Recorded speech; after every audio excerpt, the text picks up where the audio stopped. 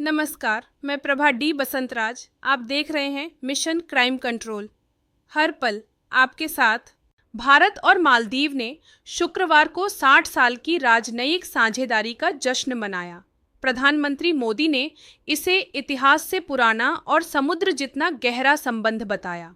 विदेश सचिव विक्रम मिस्री ने बताया कि दोनों नेताओं की मुलाकात के दौरान चीन का जिक्र अप्रत्यक्ष रूप से हुआ और मालदीव ने सुरक्षा प्रतिबद्धता दोहराई।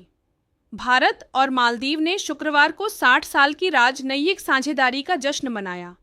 प्रधानमंत्री मोदी ने इसे इतिहास से पुराना और समुद्र जितना गहरा संबंध बताया। विदेश सचिव विक्रम मिस्री ने बताया कि दोनों नेताओं की मुलाकात के दौरान चीन का जिक्र अप्रत्यक्ष रूप से हुआ और मालदीव ने सुरक्षा प्रतिबद्धता दोहराई। ओडिशा में नाबालिग से रेप, 2 भाई गिरफ्तार। ओडिशा पुलिस ने 2 भाइयों को लगभग 1 साल तक नाबालिग से रेप के आरोप में गिरफ्तार किया। पीड़िता अब 7 महीने की गर्भवती है। एफआईआर पीड़िता के पिता की शिकायत पर दर्ज हुई, जिन्होंने स्थानीय नेता से मदद मांगने के बाद पुलिस में शिकायत की। एक बार फिर नाबालिगों की सुरक्षा पर सवाल, क्या समाज और सिस्टम जागेगा? बिहार में वोटर लिस्ट से हटेंगे 65 लाख नाम। बिहार में मतदाता सूची का विशेष गहन पुनरीक्षण पूरा। 749 करोड़ मतदाताओं में से 18% यानी करीब 65 लाख नाम हटाए जाएंगे। अगस्त को मसौदा सूची प्रकाशित की जाएगी। हटाए गए नामों में मृतक, दोहरे पंजीकरण, स्थानांतरण और गायब लोग शामिल हैं। ओडिशा, मेन, नाबालिग से रेप, 2 भाई गिरफ्तार। ओडिशा पुलिस ने 2 भाइयों को लगभग 1 साल तक नाबालिग से रेप के आरोप में गिरफ्तार किया। पीड़िता अब 7 महीने की गर्भवती है। एफआईआर पीड़िता के पिता की शिकायत पर दर्ज हुई, जिन्होंने स्थानीय नेता से मदद मांगने के बाद पुलिस में शिकायत की। एक बार फिर नाबालिगों की सुरक्षा पर सवाल, क्या समाज और सिस्टम जागेगा? गोवा को अब मिला है एक नया राज्यपाल। पूर्व केंद्रीय मंत्री और आंध्र प्रदेश के प्रतिष्ठित विजयनगरम राजघराने के वंशज पुष्पपति अशोक गजपति राजू, सोमवार को उन्हें गोवा का राज्यपाल नियुक्त किया गया। राजू तेलुगु देशम पार्टी यानी टीडीपी के सबसे वरिष्ठ नेताओं में से एक हैं और पार्टी प्रमुख चंद्रबाबू नायडू के करीबी माने जाते हैं। भाजपा के नेतृत्व वाले एनडीए गठबंधन में टीडीपी की प्रमुख भूमिका है और ऐसे में यह नियुक्ति रणनीतिक रूप से भी अहम मानी जा रही है। यूपीएससी जैसी देश की सबसे प्रतिष्ठित परीक्षा में एक बार फिर अनुशासनहीनता का मामला सामने आया है। यूपीएससी उम्मीदवार के खिलाफ यह कार्रवाई आयोग द्वारा पूर्व आईएएस प्रोबेशनर पूजा खेडकर की अनंतिम उम्मीदवारी रद्द करने के 1 साल बाद एक बार फिर हुई है।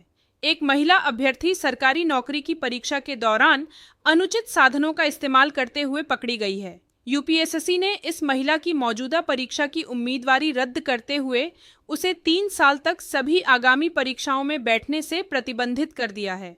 लिंक्डइन पर जारी बयान में आयोग ने कहा कि महिला परीक्षा के दौरान आपत्तिजनक सामग्री के कब्जे में पाई गई, जो यूपीएससी नियम 12(1)(h) के अंतर्गत अनुचित साधनों की श्रेणी में आता है।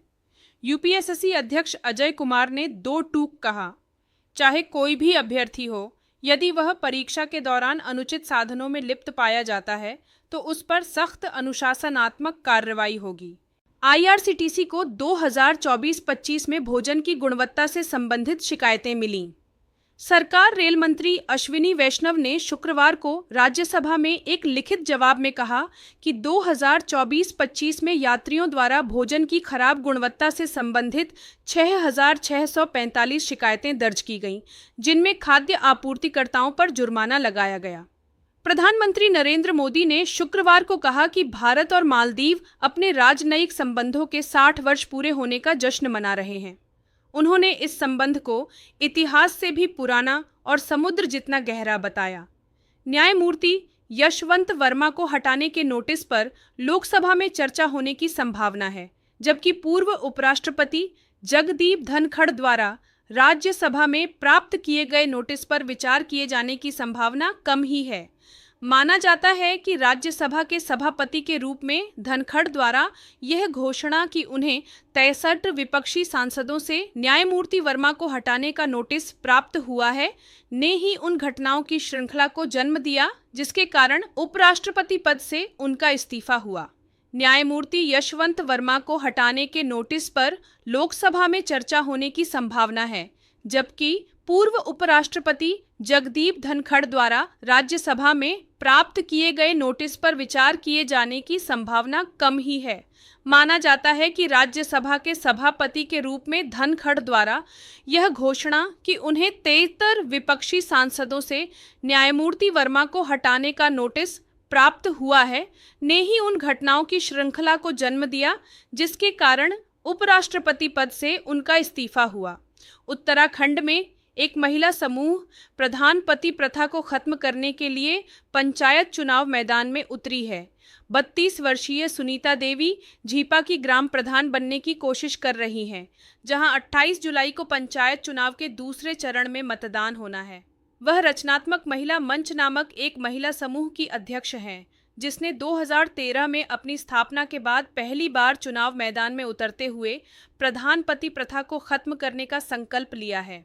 भारत के प्रधानमंत्री नरेंद्र मोदी की यात्रा के दौरान गुरुवार को ब्रिटेन और भारत ने एक मुक्त व्यापार समझौते पर हस्ताक्षर किए, जिसके तहत कपड़ा से लेकर व्हिस्की और कारों तक सभी वस्तुओं पर शुल्क में कटौती और व्यवसायों के लिए बाजार तक पहुंच बढ़ाने का समझौता हुआ। तो ये थीं आज की सबसे बड़ी खबरें। देखते रहिए आपका अपना न्यूज़ चैनल हर खबर सबसे पहले।